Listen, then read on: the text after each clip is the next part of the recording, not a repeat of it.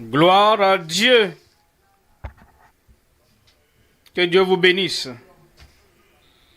Pour que vous soyez une plus grande bénédiction pour le reste du monde. Que Dieu vous élève. Afin que vous puissiez fléchir pour relever ceux qui tombent. Que Dieu vous revête de puissance. Pour que le ministère puisse donner de la puissance, de l'énergie, d'encouragement à la multitude dans le monde au nom de Jésus. Vous allez me donner un grand Amen. Père, nous te remercions pour le privilège de te servir. Aucun de nous n'est qualifié pour être ton serviteur, ton ministre, ton héros et ton porte-parole, mais par la grâce et la grâce seule, tu nous as choisis afin que nous puissions dire au monde qui Dieu est, pour que nous puissions dire au monde qui est le Fils de Dieu, le Sauveur, pour que nous puissions dire au monde pourquoi tu as déversé ton esprit sur ton peuple, afin que lui puisse aller gagner le monde pour Christ l'époux. Seigneur, nous prions, comme jamais par le passé, utilise chacun de nous pour faire ce que Christ serait en train de faire s'il était encore physiquement dans le monde. Seigneur, plus que par le passé, réveille ton peuple et fais de nous des torches de réveil partout où nous irons. Au nom de Jésus, nous prions.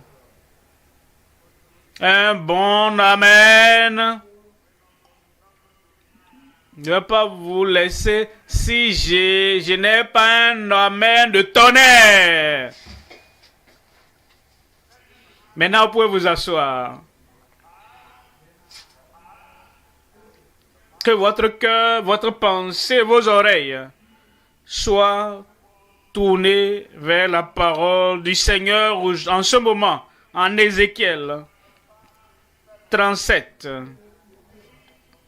verset 1er.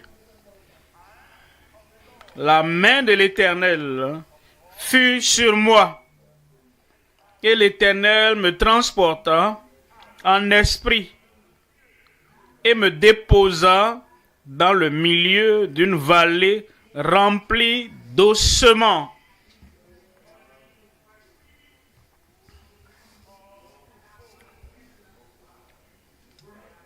Verset 2. Il me fit passer auprès d'eux, tout autour. Et voici, ils étaient fort nombreux à la surface de la vallée. Et ils étaient complètement secs. Et voici, ils étaient complètement secs. Verset 3. Il me dit, Fils de l'homme, ces eaux pourront-ils revivre? Je répondis, Seigneur éternel, tu le sais. Nous considérons Ézéchiel, le porte-parole solitaire de Dieu pour un réveil sans précédent. Dieu a utilisé Ézéchiel de façon définie, de façon sans précédent. Et il n'avait pas plusieurs personnes autour de lui, solitaire, tout seul. Dieu l'a appelé, l'a touché l'a transformé, a mis sa parole dans sa bouche et l'a envoyé.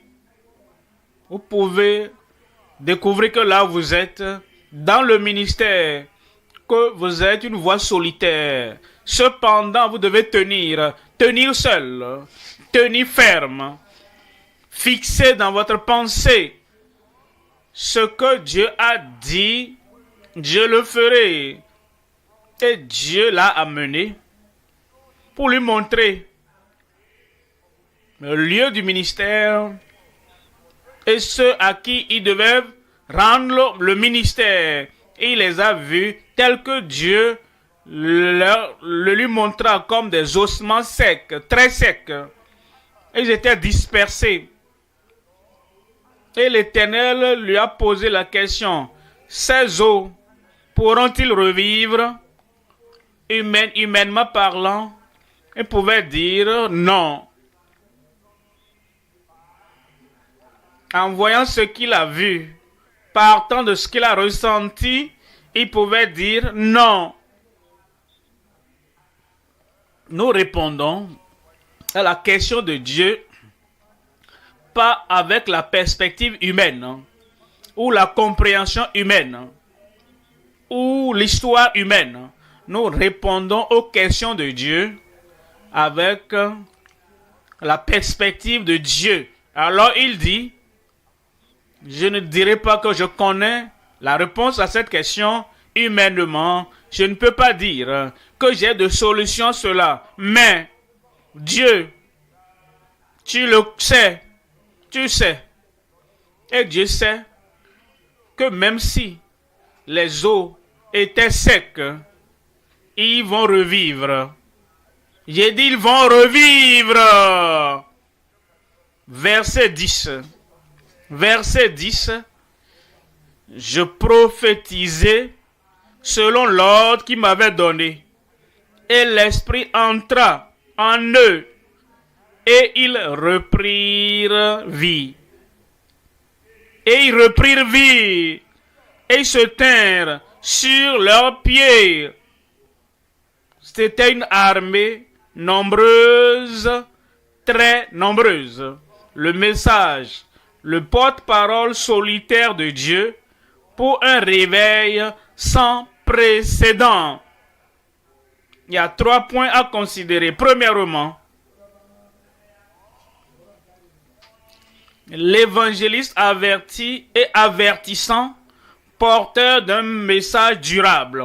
L'évangéliste, premièrement, averti par Dieu et avertissant le peuple à qui rendait le ministre. Tu ne peux pas offrir d'avertissement aux autres si tu n'as pas répondu positivement, de façon proactive à l'avertissement qu'il t'a donné. Premièrement donc, l'évangéliste averti et avertissant, porteur d'un message durable. Deuxième point, le réformateur vigilant et lamentant avec un ministère enflammé. Si dans le secret, tu te lamentes, tu pleures, tu gémis devant le Seigneur, pas pour toi-même, mais pour les eaux desséchées dans la religion sèche, et ils n'ont pas la fraîcheur de l'esprit. Tu les regardes, tu t'assieds là où ils sont assis, et tu vis dans une communauté, et tu vois la profanation, tu vois l'ivrognerie, tu vois les traditions, la religiosité qui n'a pas la vie de Dieu. Intercédant pour eux, tu pleures, tu te lamentes et tu es vigilant. Tu veilles, tu ne veilles pas sur les gens, tu veilles également sur les promesses de Dieu, les prophéties de Dieu et les préceptes de Dieu. Tu veilles pour t'assurer que ta foi est toujours attachée à la parole. Le réformateur vigilant et lamentant avec un ministère enflammé. Troisième point, l'instrument de réveil volontaire et victorieux avec un ministère habilitant. Pour gagner, il faut que tu sois bien disposé. Dans les moments difficiles, dans la vallée, tu dois être disposé à laisser le champ facile. Tu dois être bien disposé à quitter ce que les autres ont cultivé et c'est facile maintenant.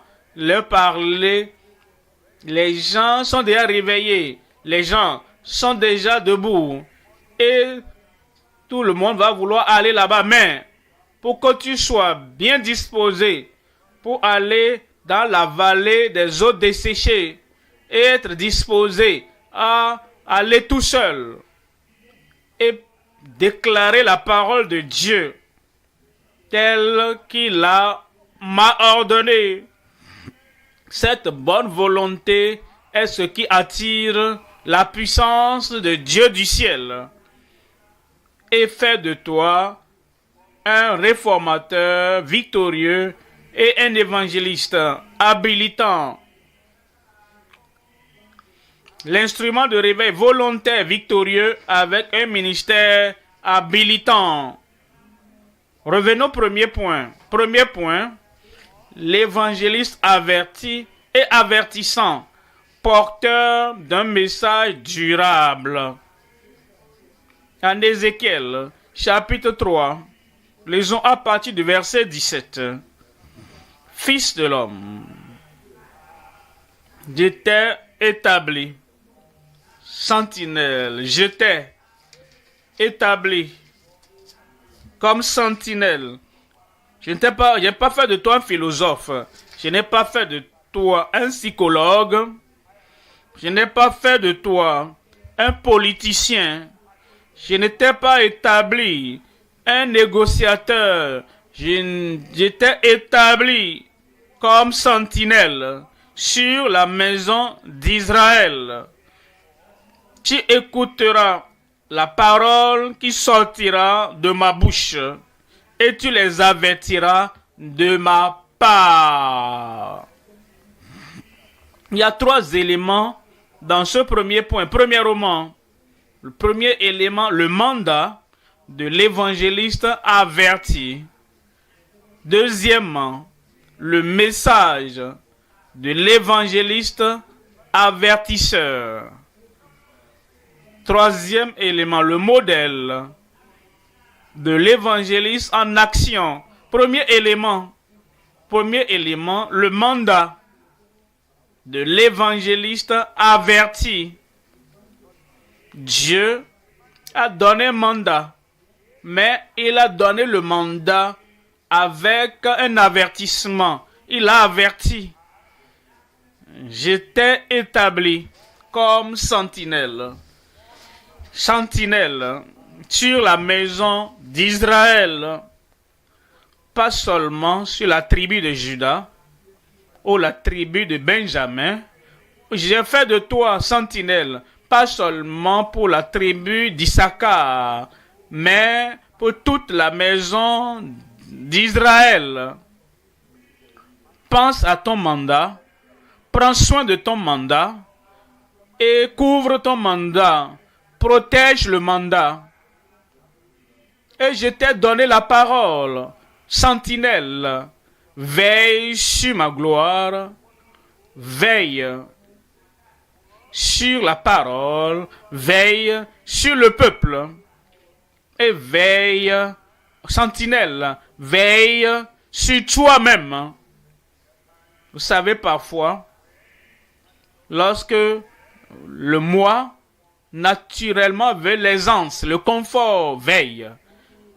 Tu as une sentinelle. Parfois, quand tu visites les lieux où on t'espère, où on t'aime, et ils te nourrissent jusqu'au point où tu es vraiment, tu as beaucoup mangé, tu aimes aller là-bas, veille. Et parfois, tu aimes aller à Jérusalem, mais je t'ai établi comme sentinelle sur toute la maison d'Israël. Veille.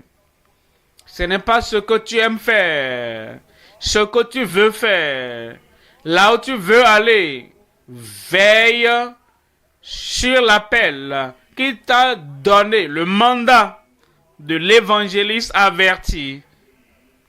En Ézéchiel, chapitre 3, verset 18. Quand je dirai aux méchants, tu mourras, si tu ne l'avertis pas, si tu ne parles pas pour détourner le méchant de sa mauvaise voie et pour lui sauver la vie,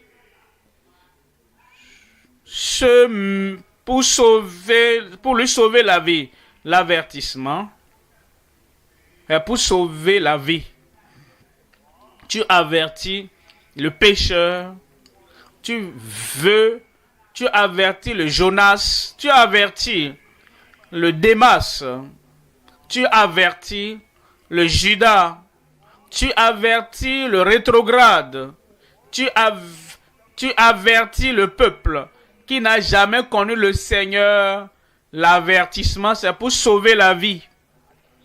Et il est dit, pour lui sauver la vie, ce méchant mourra dans son iniquité, et je te redemanderai son sang.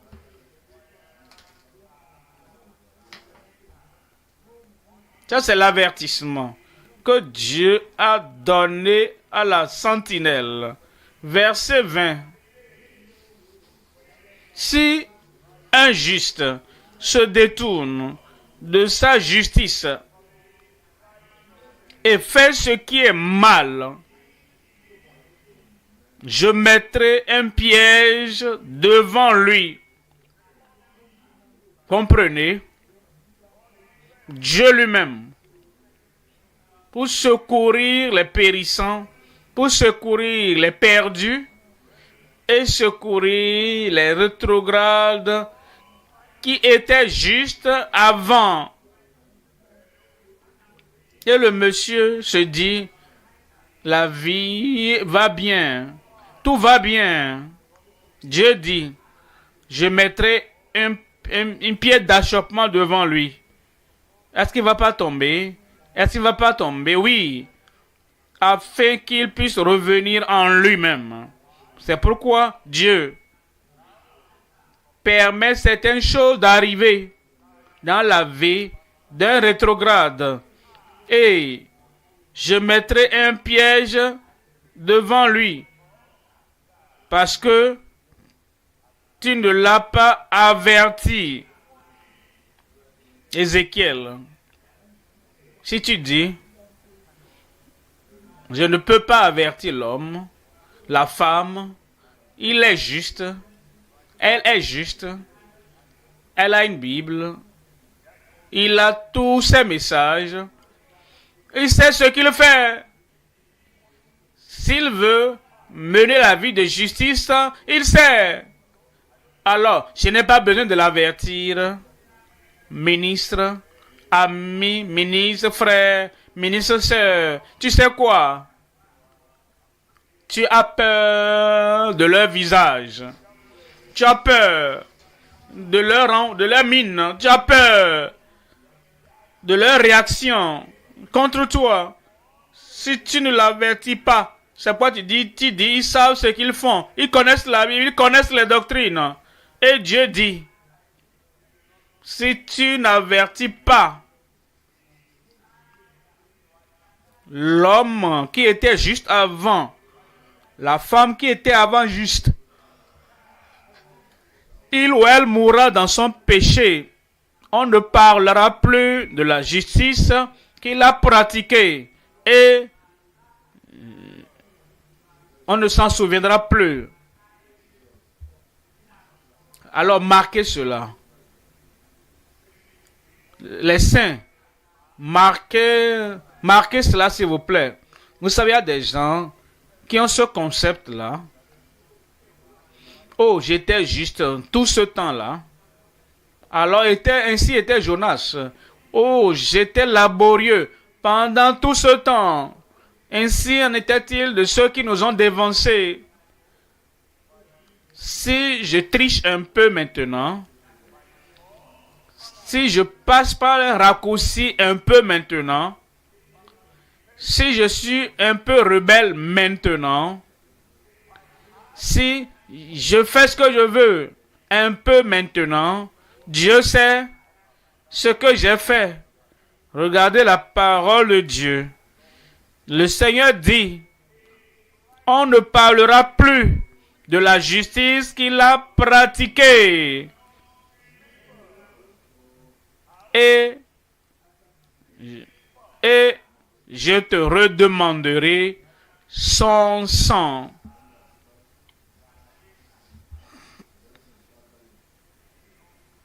Il nous donne un mandat d'avertir les incroyants, d'avertir les croyants, d'avertir ceux qui tombent, avertir ceux qui sont encore debout. Voyons 2 Corinthiens, chapitre 5, verset 10. Car nous devons tous comparaître. Nous devons tous comparaître devant Christ. Il faut toujours penser à cela. Car il nous faut tous comparer devant le tribunal de Christ. Tes amis comparaîtra devant le tribunal de Christ. Et ton ami fait quelque chose. Lorsqu'il comparaîtra devant le tribunal de Christ, il aura honte. Il sera condamné. Son péché le suivra, mais tu le sais. Et parce que tu es si lié à lui, si proche, tu ne peux pas dire à ton ami, quand comparaîtront devant le tribunal de Christ, comment Dieu va-t-il regarder ceci? Comment est-ce que Dieu va-t-il évaluer ceci? Vous savez, plusieurs qui sont censés être prédicateurs, pasteurs, au lieu de vouloir être des pasteurs pour susciter des gens fidèles pour le Seigneur, ils cherchent des amis. Oh, je connais mon ami. Il n'apprécie pas la correction. Je connais mon ami. Il n'apprécie pas les avertissements. Et je veux garder l'amitié. Je sais ce qu'il fait. Je sais ce qu'elle fait. Alors, si je parle de ça maintenant, ça va affecter notre relation. Tu ne cherches pas la gloire de Dieu. La gloire de Dieu n'est pas la chose prioritaire et la seule chose de ta vie. Ce que toi tu recherches, tu cherches de bonnes relations. Nous prenons de l'âge et on dit, le problème majeur, l'un des problèmes majeurs des personnes qui vieillissent, c'est la solitude. Alors, ceux qui sont sur ce champ de la sociologie disent, plus vous prenez de l'âge, vous vieillissez, plus vous avez besoin des gens qui peuvent vous visiter, vous avez besoin des gens qui peuvent vous sourire, vous avez besoin des gens qui vous rendront dignes d'être vivants. Alors ils disent, ne corrigez pas, ne critiquez pas, n'avertissez pas maintenant. Ces psychologues disent cela à leurs patients. Ils ne disent pas ça aux ministres qui ont un mandat. Nous avons un mandat et nous ne cherchons pas des amis. Nous ne cherchons pas des sympathisants. Nous ne cherchons pas des gens qui vont nous protéger de la solitude. Quand Christ vit au-dedans de toi, lorsque la Bible est ta carte, quelle solitude auras-tu quand le Saint-Esprit demeure en toi?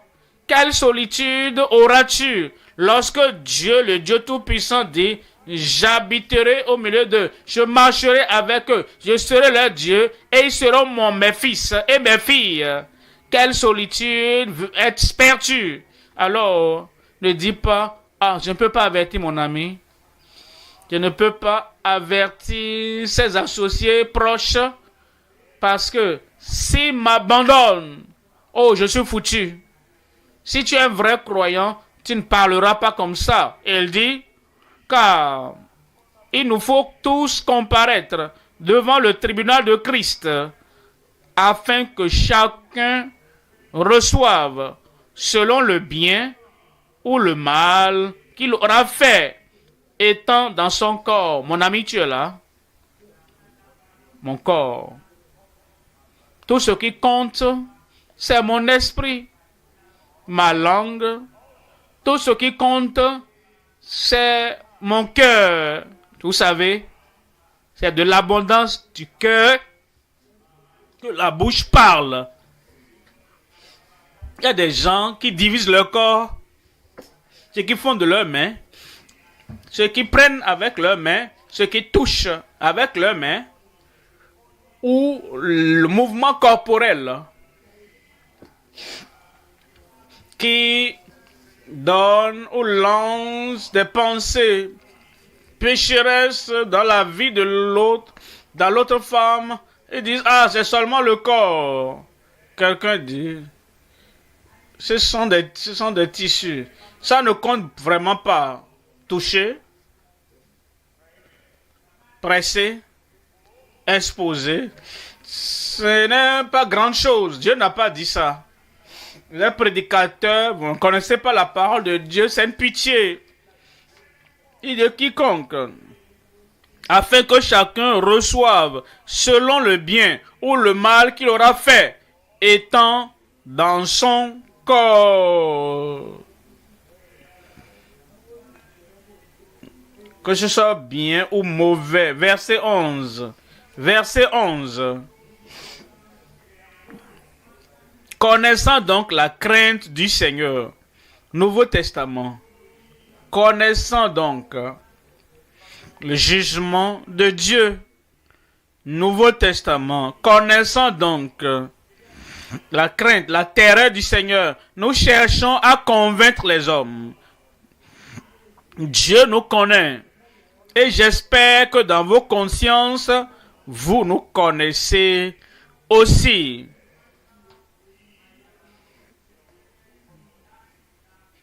Deuxième élément, le message de l'évangéliste avertisseur. Nous avons déjà l'évangéliste décrit pour nous. Nous avons déjà le ministère de l'évangéliste qui nous est exposé. Maintenant, l'évangéliste a un message et il doit avoir de l'avertissement dans le message de l'évangéliste. En Ézéchiel chapitre 18 verset 4. Ézéchiel 18 verset 4. Voici, toutes les âmes sont à moi, l'âme du Fils comme l'âme du Père. L'une et l'autre sont à moi. L'âme qui pêche, c'est celle qui mourra. L'évangélisation, la croisade, Jessica, le ministère, l'œuvre de l'évangéliste, ce n'est pas seulement d'encourager des propos positifs. L'évangélisation, dans sa forme de masse, ce n'est pas seulement pour la guérison. Il y a des gens qui pensent que le point important de la croisade, c'est pour la guérison. Et ils sont contents. et quelqu'un se lève de son fauteuil roulant. Oh, ça a déjà fait le jour. L'évangéliste a un message. C'est de dire aux gens, l'âme qui pêche, c'est celle qui mourra. Verset 20. Verset 20 dit, l'âme qui pêche, c'est celle qui mourra. Comprenez? Mourir veut dire être séparé de Dieu. Et il y a la seconde mort, la mort finale. Lorsque le pécheur qui finit sa vie dans le péché, pour toujours, sera séparé de Dieu éternellement.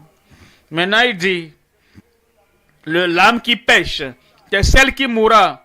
Le fils ne portera pas l'iniquité de son père. Ce que cela veut dire, c'est que le père est un pécheur, le fils était pécheur. Et le fils se réveille. Et le fils dit, je sais, même si mon père le fait, je sais que c'est mauvais. Je sais que ce n'est pas juste. Papa le fait. Mais c'est contre la loi de Dieu. Et c'est contre la loi de la nation. Et si je continue dans les pas de mon père, Dieu me jugera. La nation me jugera. Les gens me jugeront. Je ne veux pas faire face au jugement terrestre ou au jugement éternel. Alors le fils va à Dieu. J'étais pécheur. Je regardais mon papa. Je regardais ma maman. Et voici comment ils ont vécu. Et en regardant ta parole, je sais que c'est le chemin de la perdition. Je ne veux pas périr. Le fils sera pardonné. Parce que le fils ne portera pas l'iniquité de son père. Et dit, et le père, la justice des justes sera sur lui. Ce n'est pas transférable. La femme est sauvée. Cela ne peut pas être transféré au mari. Le mari est sanctifié. La sanctification, la pureté de cœur, la justice dans la vie n'est pas transférable. Tu ne peux pas dire le chef de la famille est juste, saint, pur, sanctifié. D'accord, c'est bon pour la famille. Non, c'est pas bon pour la famille. Le fils, la fille sont sanctifiés, dévoués au Seigneur. Ça, c'est suffisant, non. C'est suffisant pour lui, suffisant pour elle. Le salut et le billet qui mène au ciel n'est pas transférable.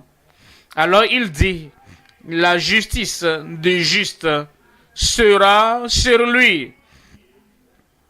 Et la méchanceté du méchant sera sur lui. Verset 30. Verset 30.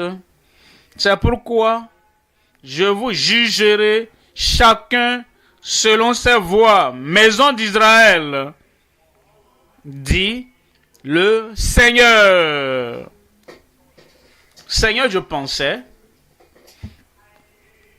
que tu as fait alliance avec Abraham, notre père.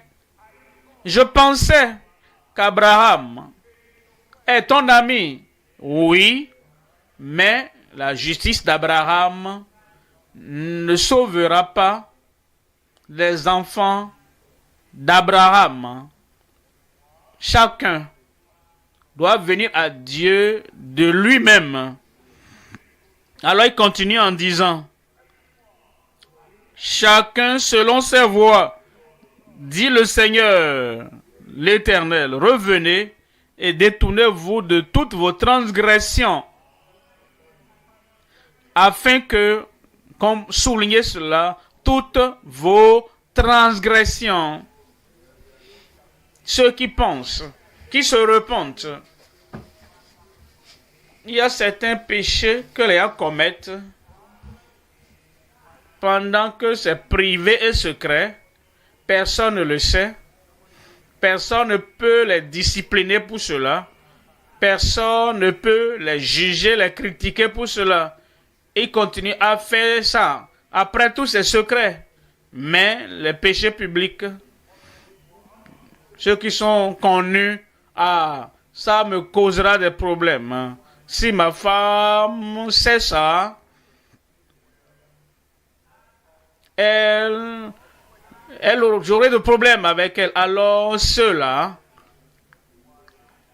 que la femme peut détecter, que mon mari peut détecter, parce que s'il sait, si elle sait, j'aurai des problèmes.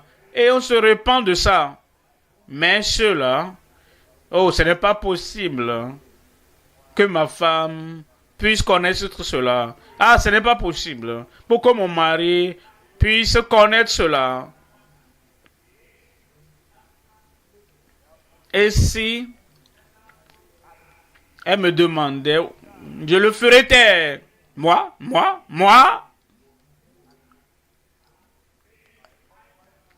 Et je vais pousser mon mari à dire, je suis désolé. C'est une situation terrible. Lorsque le juste qui avertit le méchant, par sa réaction, amène le juste à dire, je suis désolé. Et le pécheur, le méchant, peut continuer et ne se repent pas des péchés secrets. Dieu connaît toutes choses. Revenez et détournez-vous de toutes vos transgressions, afin que l'iniquité ne cause pas votre ruine. Verset 31. Verset 31. Rejetez loin de vous toutes les transgressions par lesquelles vous avez péché. Faites-vous un cœur nouveau et un esprit nouveau. Pourquoi mourriez-vous, maison d'Israël? Verset 32. Verset 32. Car je ne désire pas la mort de celui qui meurt. Dit le Seigneur, il ne prend pas plaisir à la mort de celui qui meurt. Cependant, il a averti Adam, il a averti Ève, le jour où vous mangerez de ce fruit interdit, vous mourrez. Il ne prend pas plaisir, il ne veut pas la mort d'Adam ou d'Ève, mais il doit dire la vérité à ces créatures, que ceci cause la mort. Il ne désire pas à juger les pécheurs, mais il doit juger les pécheurs. Peu importe, car c'est là son titre, il est juge de toute la terre. Il ne prend pas plaisir à le faire. Cependant, il doit le faire. Vous savez, Aaron et Marie ont parlé contre Moïse. Dieu est descendu et a défié Marie et Aaron. Il a dit, pourquoi est-ce que vous avez dit ça contre mon serviteur? Et quand la conversation s'est terminée, Marie est devenue lépreuse. Aussi blanche cette lèpre. Ce que je voudrais relever, c'était le devoir d'Aaron de sortir cette lépreuse hors du camp ou des enfants d'Israël. Aaron n'avait pas plaisir à le faire. Parce qu'en réalité, ils ont tenu les mauvais propos ensemble, mais c'était son devoir, en tant que souverain sacrificateur, de le faire. Il ne désire pas le faire, cependant, il doit le faire. C'est la même chose avec Dieu. Il a sorti une loi et il a dit, l'âme qui pêche, c'est celle qui mourra. Et lorsque un favori de Dieu, lorsqu'il fait quelque chose, comme David l'a fait, il a envoyé Nathan va lui dire, homme selon mon cœur, mais il est un Dieu juste et un Dieu impartial. Il ne désire pas à envoyer ces choses contre David et la maison de David. Cependant, il doit le faire. Car je ne désire pas la mort de celui qui meurt, dit le Seigneur l'Éternel. Convertissez-vous donc. Ça, c'est la seule chose qui peut apporter le remède, apporter la rédemption et apporter la rémission des péchés. Convertissez-vous donc et vivez. Troisième élément, le modèle de l'évangéliste en action, en œuvre, à l'œuvre. Si quelqu'un est évangéliste, dans le Nouveau Testament, Jésus-Christ était le plus grand évangéliste et nous a donné un modèle. Après Jésus, Paul, l'apôtre, il allait partout déclarant la bonne nouvelle du royaume. Non, là où Christ n'a pas été mentionné. Pour ceux qui n'ont jamais entendu, ils ont entendu parler du Seigneur Jésus-Christ comme sauveur. Le modèle, nous le trouvons en Christ. En Luc chapitre 5, verset 32. Je ne suis pas venu appeler à la repentance des justes, mais des pécheurs. Et Jésus-Christ n'avait aucun ami qui ne pouvait pas avertir, à qui n'allait pas prêcher la repentance. Il est notre modèle. En Actes chapitre 17, verset 30. Dieu, sans tenir compte des temps d'ignorance, appelle maintenant, ordonne à tous les hommes, en tout lieu, à se repentir. Ça, c'est l'évangéliste qui nous parle.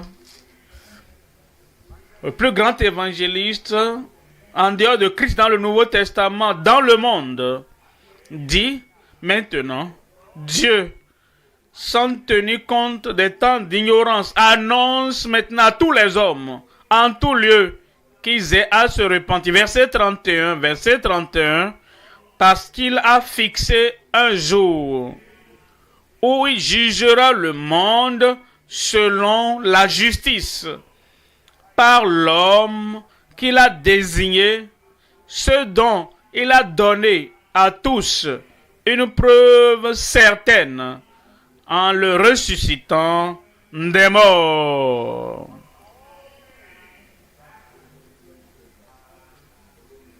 En le ressuscitant des morts.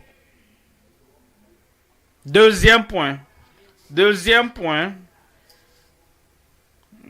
le réformateur vigilant et lamentant avec un ministère enflammé. Il y a trois éléments dans ce deuxième point. Premièrement, les lamentations d'intercession pour le réveil. Deuxième élément, la parole inspirée pour les réformateurs ou les instruments de réveil. Troisième élément, le miracle immédiat du réveil. Premier élément, les lamentations d'intercession pour le réveil. En Ézéchiel, chapitre 37, lisons à partir du verset 1er, verset 1. La main de l'Éternel fut sur moi, et l'Éternel me transporta en esprit et me déposa dans le milieu d'une vallée remplie d'ossements. Verset 2. Il me fit passer auprès d'eux, tout autour. Et voici, quand vous faites le tour, vous ne n'enfoncez pas votre visage dans le sable. Levez la tête. Voyez les gens. Voyez comment ils agissent. Voyez les choses qu'ils font. Et voyez leur vie spirituelle là-bas, devant vous. Quand il passe, il a vu les ossements desséchés. Et il dit, ils étaient très nombreux dans la vallée. Et voici, ils étaient complètement secs. Verset 3. Verset 3. Et il me dit, Fils de l'homme, ces eaux pourront-ils revivre? Est-ce qu'ils ne sont pas si mauvais, si méchants, si secs? Et il semble qu'ils ont dépassé le jour de la grâce. Qu'est-ce que tu en penses? Ce n'est pas ce que je pense. Ce n'est pas ce que tu penses. Ce n'est pas soit par l'attente humaine, ils peuvent être convertis ou pas. Cela est dans les mains de Dieu. Et j'ai répondu, oh Dieu, tu le sais. Mais il faut le cri pour le réveil, pour le renouvellement, pour la repentance, pour qu'ils reviennent à Dieu dans le cœur de l'évangéliste. Psaume 85, verset 6. Ne nous réveille, ne nous redonnera plus la vie. C'est le psalmiste qui crie, qui se lamente, qui pose la question à Dieu. Tu nous as réveillés avant. Seigneur, nous nous souvenons des jours d'autrefois. Nous nous rappelons les jours de Moïse. Fais-le encore, Seigneur. Nous nous souvenons des jours de Josué. La victoire sur victoire. Fais-le encore, Seigneur. Nous nous souvenons des beaux vieux jours. Quand les gens se repentaient de leurs péchés. Quand les vies étaient changées. Quand les vies étaient transformées. Nous nous rappelons quand les gens étaient si sauvés. Et ils devaient présenter des excuses à leurs femmes de ce qu'ils avaient fait. Présenter des excuses à leur mari pour ce qu'elles avaient fait. Le réveil, nous nous souvenons des beaux vieux jours. Lorsque les gens nés de nouveau rendaient témoignage du fait que si tu es né de nouveau, tu es une nouvelle créature. Les choses anciennes sont passées. Et voici, toutes choses sont devenues nouvelles. Tu l'as fait avant. Seigneur, fais-le encore. Nous nous souvenons des beaux vieux jours. Quand les enfants, les adolescents étaient réellement nés de nouveau. Et ils étaient spirituellement motivés par le Seigneur lui-même pour aller partout, disant à leurs amis et disant même à leurs enseignants ce que ça veut dire être né de nouveau. Nous nous souvenons des beaux vieux jours et nous crions et nous plaidons et nous disons, Seigneur, ne nous rendras-tu pas à la vie? Je me rappelle quand J'enseignais au secondaire avant même de venir à Unilag, à l'université. Nous avions un groupe d'études d'élèves, adolescents. Et ils étaient si sauvés. Notre directeur l'a remarqué. Parce qu'il faisait des activités comme la danse. Et le directeur considérait cela comme des activités scolaires. Et le directeur est allé dans les dortoirs. Et il a vu 1, 2, 3. Pourquoi est-ce que vous n'êtes pas dans le hall? Là où les activités de danse et de tam-tam sont en cours. Je me rappelle, cette fille adolescente, je ne sais pas, je ne connais pas les réponses que les autres ont données, mais cette fille-là a dit, monsieur, je ne le fais plus. Je n'ai aucune joie à le faire. Jeune fille, tu veux dire quoi par là? Et la fille a dit, parce que je suis né de nouveau. Et les choses anciennes sont passées. Et voici, toutes choses sont devenues nouvelles. Vous savez, notre directeur a renvoyé cette fille à la maison pour qu'elle appelle le père. Pour entendre ce que la fille lui a dit. Le père est venu. Et le directeur a narré ce qui était arrivé. Alors l'enfant a répété la chose. Même chose, j'ai dit, je suis né de nouveau. Et je ne fais plus ça. Le père a plaidé. Ils n'ont rien fait à l'enfant, réellement. Jusqu'à ce qu'elle quitte l'école. Le directeur ne l'a plus jamais dérangé à faire ci ou faire cela. Elle était née de nouveau. Pourquoi est-ce que vous êtes tranquille?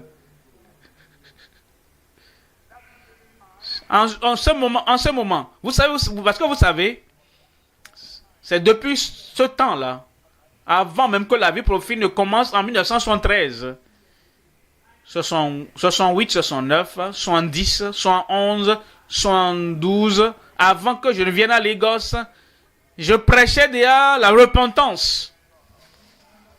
Il y a certains enseignants qui étaient venus dans notre école, et quand ils étaient venus, ils venaient faire la pratique d'enseignement. Je me rappelle,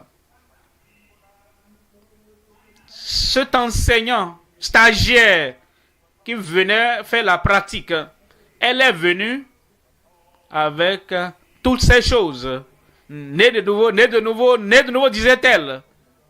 Alors, quand elle est venue dans notre établissement, à participer à notre rencontre, notre séance, j'ai dit à une fille, je me rappelle même de son nom, qui avait 14 ans à l'époque, d'enseigner, de prendre l'étude biblique de ce jour-là, avant que je ne vienne conclure. Et cette jeune fille de 14 ans a tellement enseigné la Bible, a tellement enseigné sur la nouvelle naissance. L'enseignante stagiaire qui avait déjà plus de la vingtaine était convaincue et est venue vers moi pour dire ce que cette fille-là a enseigné. Je suis dérangé. Hein? C'est comme si je ne sais pas si je suis né de nouveau ou pas. Je lui ai dit, écoute la voix de Dieu. La voix de Dieu. Et elle est allée sur ses genoux, elle a prié. Et était sauvée réellement. Avant qu'elle ne quitte l'école, sa vie avait changé. Nous avions le réveil avant. C'est pourquoi nous crions et nous prions. Ne nous rendras-tu pas à la vie, afin que ton peuple se réjouisse en toi? Il veut que nous ayons une telle expérience, une réelle expérience. Et si tu portais une fausse expérience de nouvelle naissance, un faux salut, et ta vie est toujours comme tu étais dans ton ancienne vie. C'est pourquoi nous sommes là. Seigneur, réveille-nous encore, afin que ton vrai peuple, ton peuple sauvé, ton peuple né de nouveau, transformé, afin que ton peuple se réjouisse en toi. Deuxième élément, la parole inspirée pour les instruments de réveil, les réformateurs. La parole inspirée pour les instruments de réveil en Ézéchiel 37, verset 4. Ézéchiel 37, verset 4. Il me dit, prophétise sur ces eaux et dis-leur. Ils étaient secs, très secs. La tradition les a desséchés. Soi-disant œuvre de Dieu les a desséchés. Ils étaient si occupés avec l'œuvre de Dieu qu'ils n'avaient aucune relation avec le Seigneur de l'œuvre. Les activités ont complètement sapé toute la fraîcheur et l'énergie en eux. Et cependant, quand Dieu a dit à Ézéchiel, prophétise sur ces eaux et dit leur ossements desséchés, écoutez la parole de l'Éternel. Voyez le verset 5. Verset 5. Ainsi parle le Seigneur, l'Éternel, à ces eaux desséchées. Vous n'avez aucune parole pour les eaux desséchées, mais Dieu en a. Et Dieu vous donne la parole.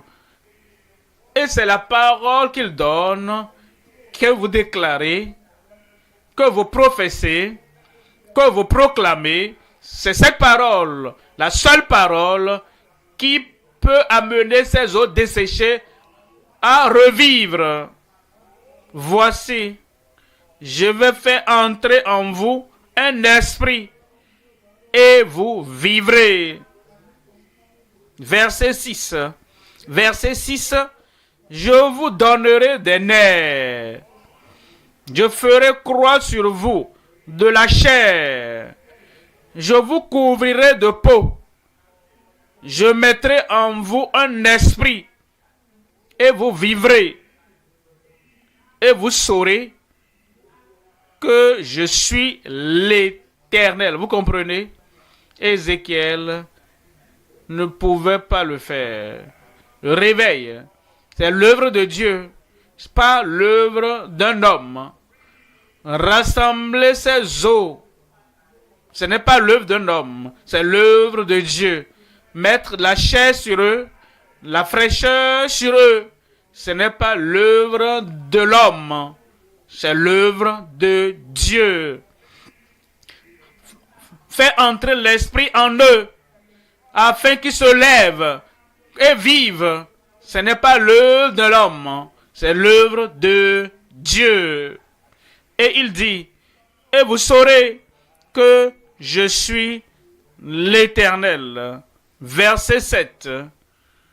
Verset 7 dit, je prophétisais selon l'ordre que j'avais reçu. C'est tout.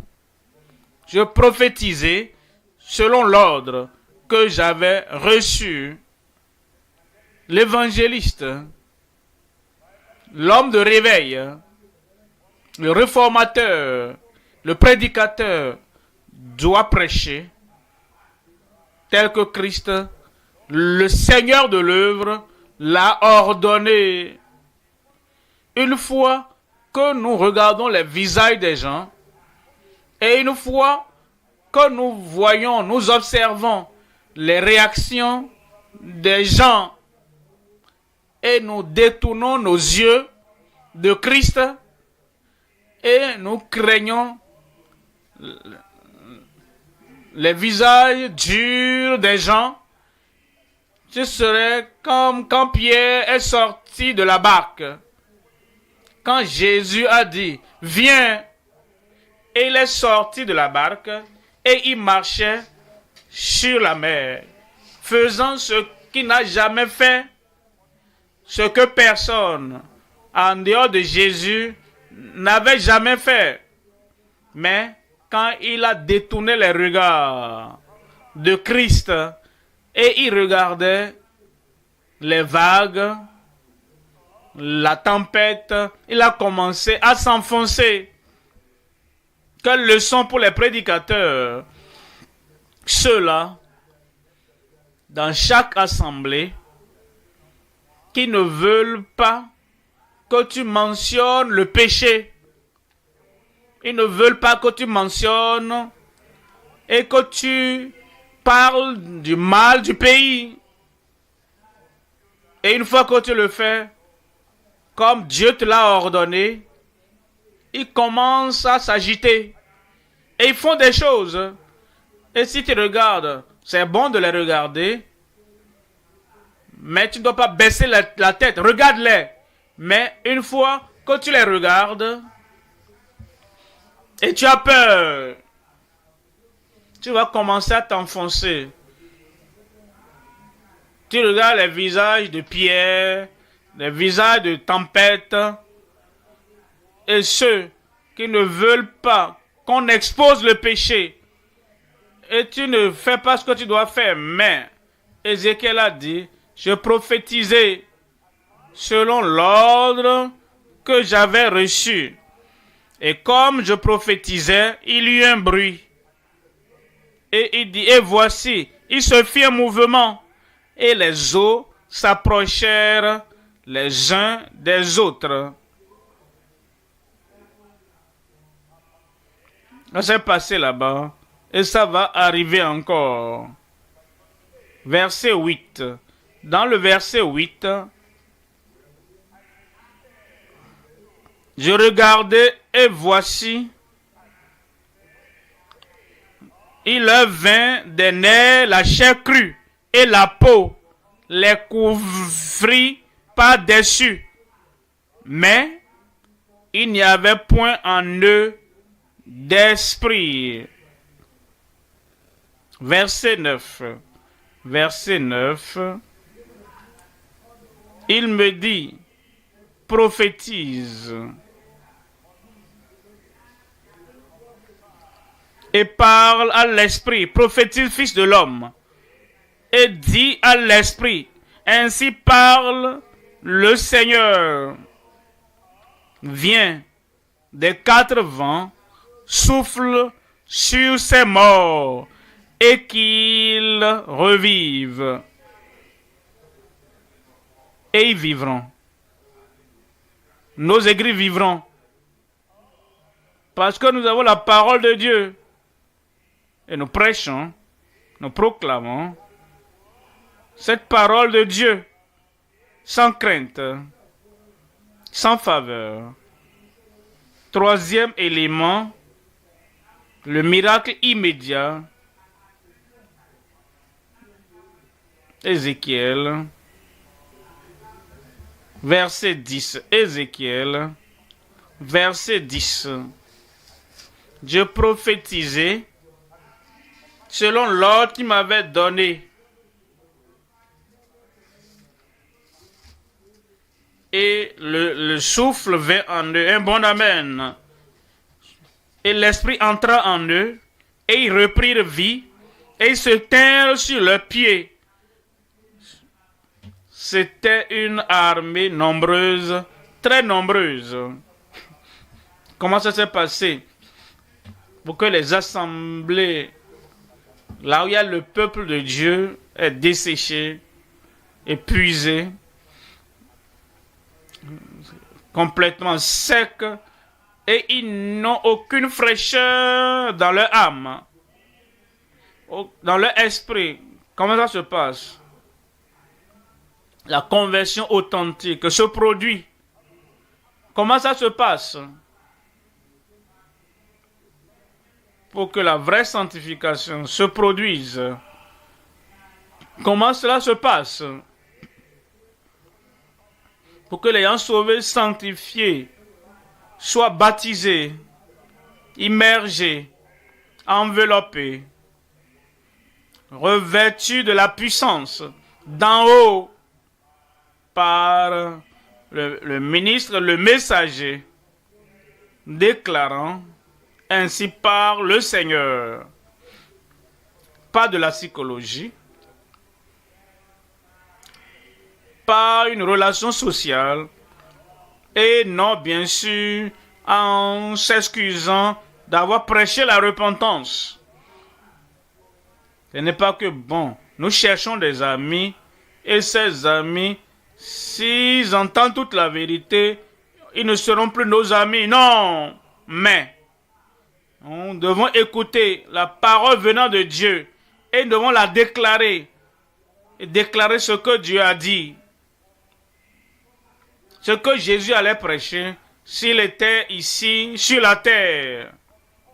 Ce que Paul allait déclarer si Paul était ici. Après la prédication, remarquez, après la prédication, nous ne restons pas à la porte, non, on ne le fait pas ici.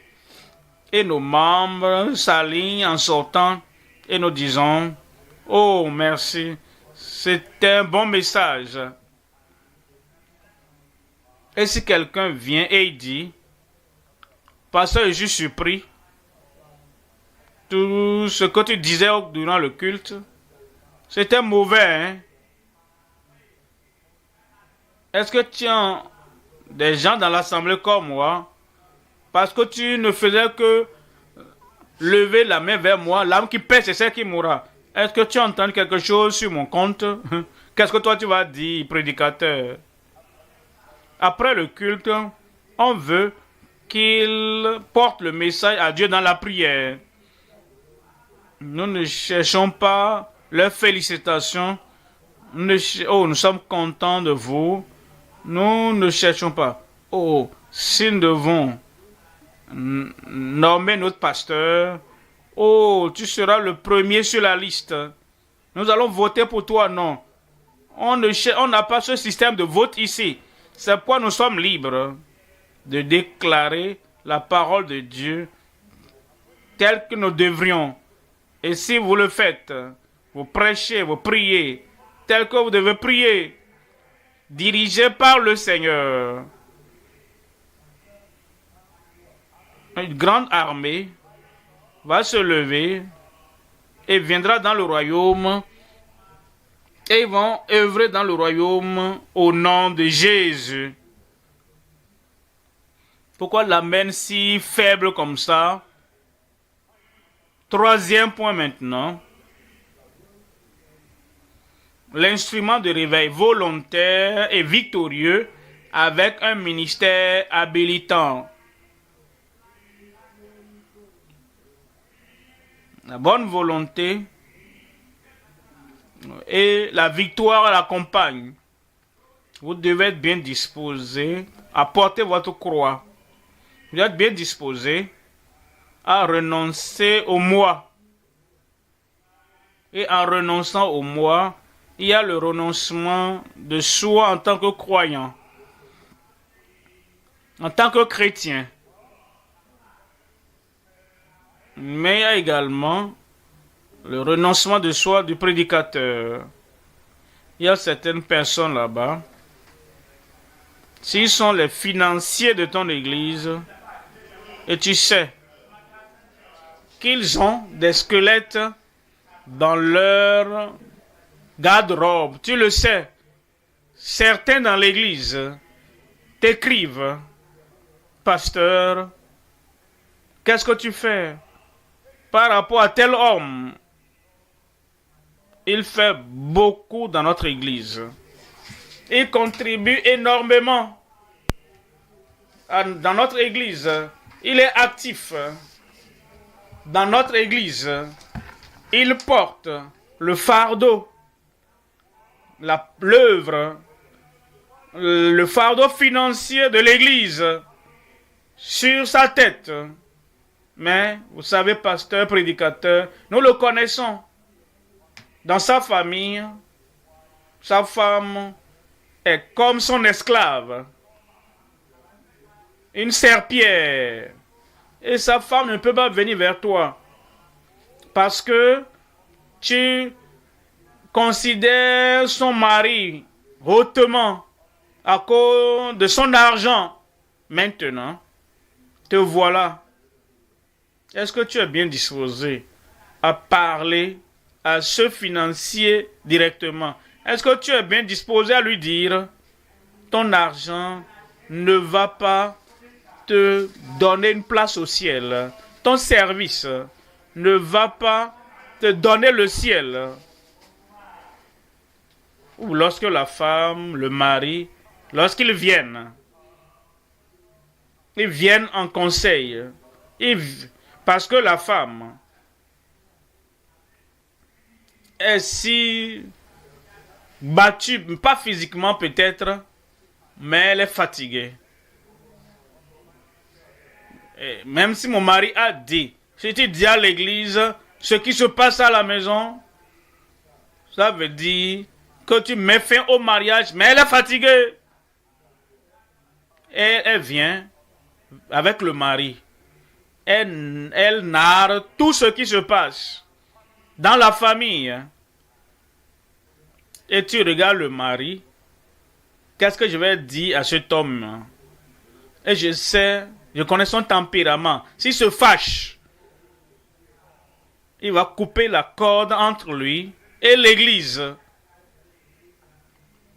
Ces activités qui ont de valeur, je vais perdre ça, les talents, les dons. Nous allons perdre cela. Et au-dessus de tout, son argent. Tout seul d'ailleurs, il a construit cette église. C'est lui qui a érigé ce bâtiment. Qu'est-ce que je vais dire? Et le prédicateur, le pasteur, ne pourra pas dire ce que le Seigneur veut qu'il dise. Il dira, femme, sois soumise. Soumets-toi. Ton problème est que tu n'es pas soumis à la maison. Le mari là-bas, à l'église. Le prédicateur n'est pas disposé à dire la vérité au mari. De tels prédicateurs ne travaillent pas pour Dieu. Ils travaillent pour leur ventre.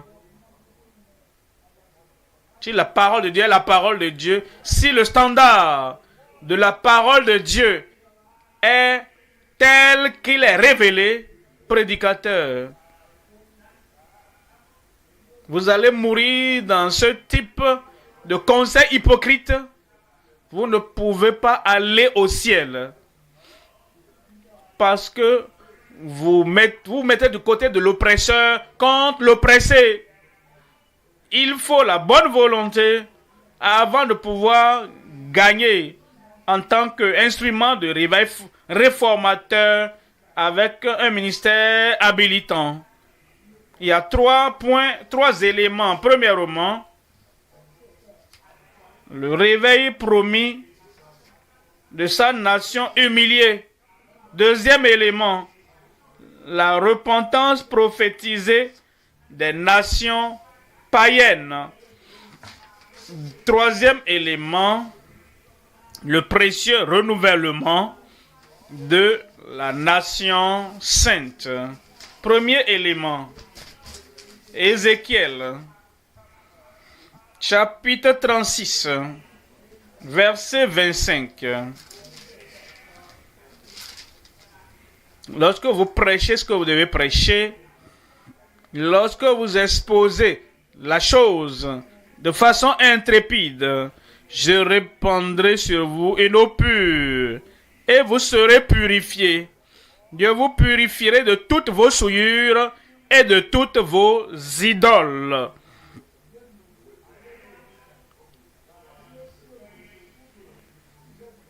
quand vous n'envoyez pas toutes les souillures sous le tapis, quand vous ne cachez pas toutes les souillures, afin que vous apparaissez bon, si vous dites la bonne chose, si vous prêchez la bonne chose, et le peuple se repent et se détourne, j'aurai pitié d'eux, je vais les laver, je vais les purifier.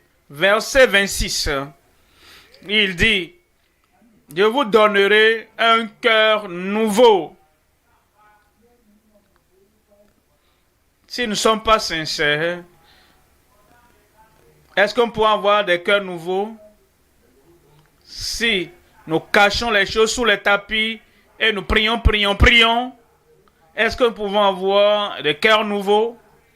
Si nous sommes hypocrites, en justifiant le péché, en justifiant le mal, est-ce que nous pouvons avoir un cœur nouveau? Si nous ne nous abstenons pas de toute espèce de mal, et nous prions, quel que soit ce que nous voulons comme prière, est-ce que nous pouvons avoir la promesse du Seigneur accomplie, un cœur nouveau? Je vous donnerai un cœur nouveau et je mettrai en vous un esprit nouveau. J'ôterai de votre corps le cœur de pierre et je vous donnerai un cœur de chair. Ça, ce n'est pas pour l'avantage d'Ézéchiel, c'est pour votre bien. Parce que le cœur de pierre entêté, endurci, ne peut aller au ciel. Pourquoi? Tu quittais là où tu étais quand tu as découvert la vie profonde. Et après être venu à la vie profonde, pourquoi tu es resté? Pourquoi est-ce que tu es ici? Si tu ne veux pas que le cœur de pierre soit enlevé, au moins, si tu ne veux pas être prêt pour le ciel, pourquoi est-ce que tu perds ton temps et ta vie et tu perds toutes tes ressources que tu donnes à l'église si tu ne veux pas que le cœur de pierre soit ôté? Est-ce que c'est bon pour toi de rester ici et d'accumuler plus de condamnation? Mais il dit, nous devons être bien disposés. Et j'ôterai de votre corps le cœur de pierre. Et je vous donnerai un cœur de chair. Verset 27. Verset 27. Je mettrai en vous. Je mettrai mon esprit en vous. Pas leur esprit. Pas l'esprit humain. Vous l'avez déjà. Par l'esprit endurci, vous l'avez déjà. Par l'esprit adamique, vous l'avez déjà. Et je mettrai mon esprit en vous. Et je ferai en sorte que vous suiviez mes ordonnances et que vous observiez et pratiquiez mes lois. Deuxième élément maintenant, la repentance prophétisée des nations païennes. Ésaïe, chapitre 9, verset 2. Ésaïe 9, verset 2.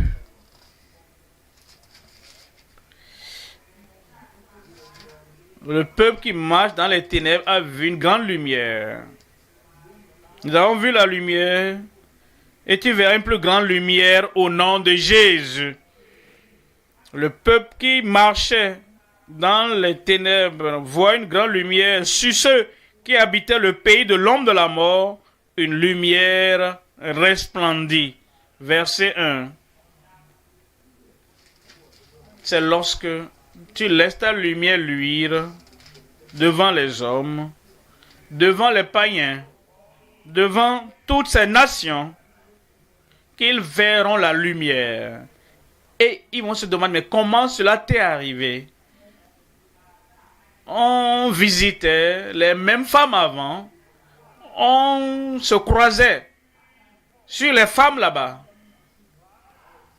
On se rentrait dedans, on se bagarrait sur les hommes avant. Maintenant, tu as tellement changé. Oh, j'aurais voulu avoir ce que tu as. C'est en ce moment que les gens, les païens, les autres nations verront la lumière de l'évangile et ils se détourneront des ténèbres et ils viendront à la lumière. Verset 5. Car un enfant nous est né, un fils nous est donné, et la domination reposera sur son épaule. Christ, dont on parle ici. Et quand vous venez connaître le Seigneur, la domination de votre vie reposera sur son épaule. Il vous porte partout où il veut. Il vous dit ce qu'il faut faire. Parce que vous avez confié le gouvernement de votre vie au Seigneur. Et cela n'a pas encore eu lieu, que cela se passe aujourd'hui. Et on l'appellera admirable, conseiller, Dieu puissant, Père éternel, Prince de la paix. Un bon amen. Il est le plus conseiller, le conseiller le plus merveilleux. Quand vous le prenez comme conseiller, vous n'avez pas besoin de tous ces conseillers. Sa parole est là. Ses commandements sont là. La commission est là. Tout ce qu'il a dit sur la terre, c'est notre conseil. Quand vous connaissez la vérité déjà dans votre cœur, quelqu'un m'a offensé. Est-ce qu'il faut le pardonner? Pourquoi est-ce que tu vas demander ça à un conseiller? Retourne à la parole du conseiller Christ. Est-ce que je dois le pardonner 7 fois? Non, je n'ai pas dit 7 fois, mais 70 fois 7. Pourquoi est-ce que tu vas demander ça à un conseiller?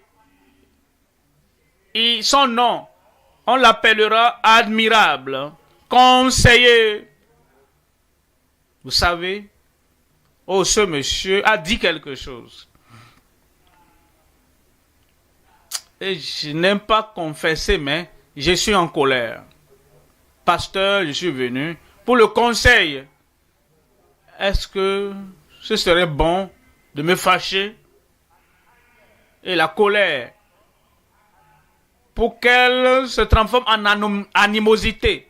Pourquoi est-ce que tu me poses cette question? Pourquoi est-ce que tu poses la question à un conseiller? Retourne à la parole de Christ. Parce que quiconque se mettra en colère contre son frère sans cause, une cause sans raison, tu ne peux être en colère tel que Jésus était en colère. Il était en colère contre l'endurcissement de leur cœur. Regardez-les, l'endurcissement de leur cœur. Et il était vraiment touché dans son esprit pour eux. Tu es triste, tu es touché, mais tu es en colère contre le péché, pas contre le pécheur. Tu es en colère contre l'endurcissement de leur cœur. Demande-lui. Il est le conseiller admirable, Dieu puissant, Père éternel, le prince de la paix. Verset 7. Verset 6, lui second. Donner à l'empire de l'accroissement et une paix sans fin au trône de David et à son royaume, l'affermir et le soutenir par le droit et par la justice. L'affermir, non le désorganiser, l'affermir, pas pour le disperser, pour l'affermir, pas pour chasser les gens du congrès, mais l'affermir. Et il dit, et le soutenir par la justice. Et par la justice. Dès maintenant, à toujours, voilà ce que fera le zèle de l'Éternel des armées. Dans ton cœur, le Seigneur le fera. Dans ton esprit, le Seigneur le fera. Troisième élément maintenant, le précieux renouvellement de la nation sainte. Nation sainte. La nation sainte est sur la terre que nous appelons nation sainte. 1 Pierre au chapitre 2, verset 9. 1 Pierre, chapitre 2, 9. La nation sainte, vous êtes vous autres, au contraire, vous êtes une race élue, un sacerdoce royal, une nation sainte. L'Église est une nation au sein d'une plus grande nation. La plus grande nation est la nation du monde. L'Église est dans la nation, est une nation sainte, un peuple acquis, afin que vous annonciez les vertus de celui qui vous a appelé des ténèbres à son admirable lumière. Nation sainte, amen. Nation sainte, amen. Maintenant, une nation sainte ne se moque pas de la sainteté. Ce serait une anomalie, ce serait contradictoire. C'est une nation sainte. Et la nation sainte se moque de la sainteté. Une nation sainte ne résiste pas à la sainteté. L'Église est une nation sainte. Une nation sainte.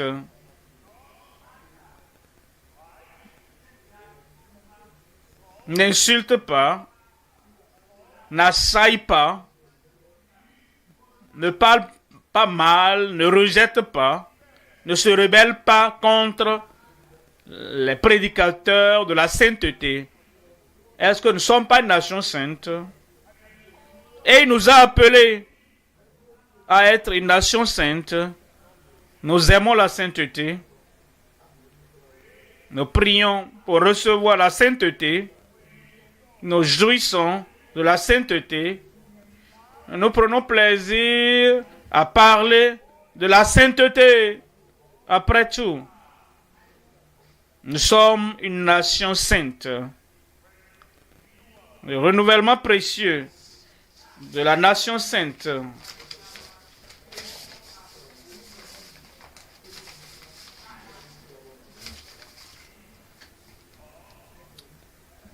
afin que Éphésiens 4, 22, afin que vous dépouillez, vous dépouillez de vieil homme à renouveler. C'est là notre privilège, à renouveler, être au congrès et à écouter tout ce que nous écoutons. Quel privilège d'être renouvelé dans l'esprit de votre pensée. Verset 24. Afin que vous puissiez revêtir l'homme nouveau. Revêtez-le. La vie de Christ. L'homme nouveau. qui se renouvelle et créé dans la justice et la vraie sainteté.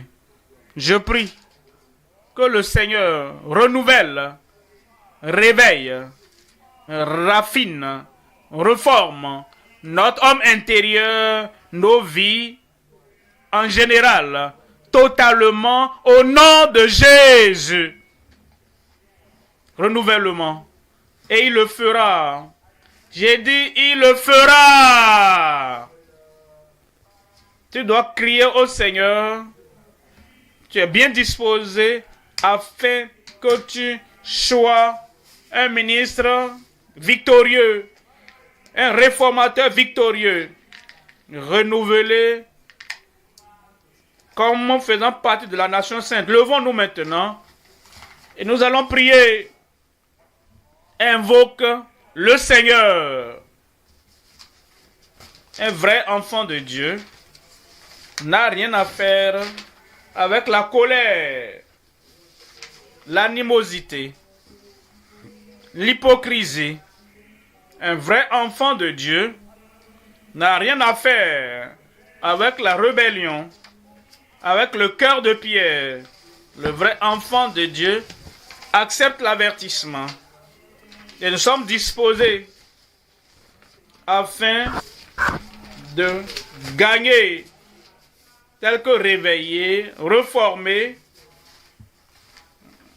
raffiner. Ouvre la bouche et parle à Dieu dans la prière.